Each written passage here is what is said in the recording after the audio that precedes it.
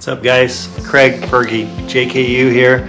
Today I thought it'd be cool to do a video. It's been about 6 months since I went to 37s and just went through, installed all the things I did to get to 37. So I thought it'd be neat if I just kind of went through, gave a 6-month outlook, take a look at my Cooper tires that I got.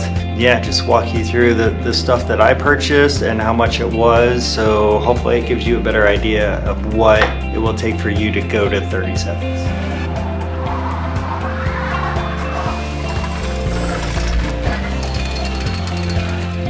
Alright guys, so the first thing you should do, unless you're on a Rubicon already, but I'm on a Wrangler Sport, it's a 2011. First thing I wanted to do, because I wanted to do it right, was get a different axle. There's a lot of different options. You can go with an Ultimate Dana 44, which are great. You could go 1 tons, you could do whatever. I tried to go as budget as I could, because I don't really have a budget for all my Jeep parts, so I just kind of save up money to actually buy something, and I'm pretty frugal, so I looked online and Facebook. A lot of things I bought were on Facebook or Amazon. The first thing that kind of sets the whole project is the axle. So I got an axle that's off of a 2014 Rubicon. It already had 513 gears. It was sleeve, gusseted, 513 gears, Terraflex ball joints. It had no axle shaft, so I had to get that. I'll talk about that in a second, but I'm pretty happy with it. It's a little dirty, but that's my axle. Had a poison Spyder bomb Diff cover that I painted. It's a little dirty right now, but yeah, so that's the axle. I mentioned I needed axle shafts, so I got the axle shaft kit from Carbon Off-Road. The axle came with a front e-locker, so I had to connect that. I have a Voswitch, so it made it totally simple to do, so I can just hit my switch and turn on my e-locker. So when you upgrade the front axle, I was on stock gears, you gotta update the back axle. The back axle, so I bought a Yukon. I gotta get the Master Overhaul kit as well as the 513 gears, and I also got a Diff cover in the back. You can see it's a stock axle, and I had bought a locker for the back and it didn't work. So sometimes on Facebook you get great deals, other time you get hosed. So I kind of got hosed with this one because it was broke. It wouldn't spin inside, so I was able to sell it for parts.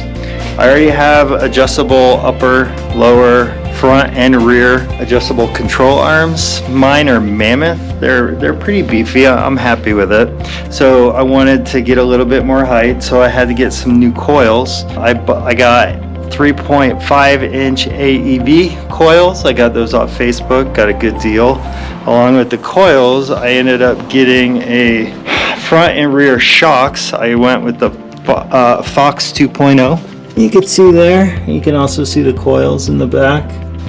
I got those off Facebook as well. And when you know you're going to bigger tires, you need better brakes. So I didn't go with the big brake kit. I went with the Powerstop Truck and Tow rotors and pads for the front and the back. I got the rotors off Facebook, and then I got pads off of Amazon. So the whole thing cost maybe 150 bucks, maybe 200 bucks. The other thing you need to do when you get more clearance is you really should replace your stock drive shaft. I went to the Rubicon Express. Let's see my skid off-road plate. Let's see my upper and lower control arms, the locker. And then last but not least, probably the funnest thing to buy is your tires. I went with the Cooper STT Pros, and these have been really, really good. I've already got one full rotation in. I rotate the spare in, and I got about 6,000 miles on it so far, and it's holding up really well. When you first go wheeling, if you got brand new tires, it's not gonna stick really good. I went wheeling and a different guy had the same tires, and he's like, they suck until they don't, which basically means once you wear them in and they get some more grip on the rocks, that's when they're perfect. So I'm almost at the perfect stage now. yeah, I'm really happy. The whole thing, I'll total it up and I'll show what I've spent, but I'd say probably maybe about almost $6,000.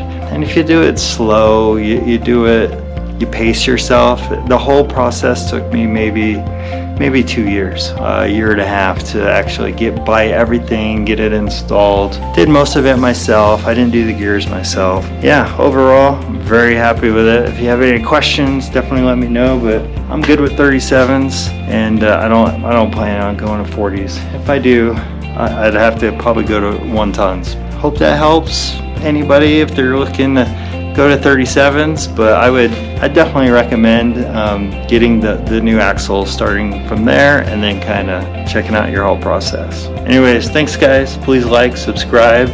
I'll see you on the trail.